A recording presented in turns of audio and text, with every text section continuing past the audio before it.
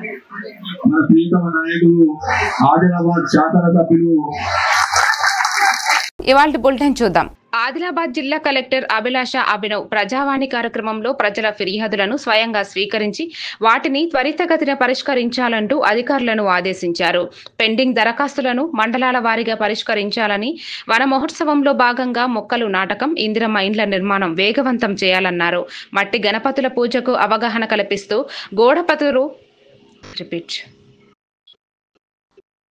మట్టి గణపతుల పూజకు అవగాహన కల్పిస్తూ గోడ ప్రతులు ఆవిష్కరించారు.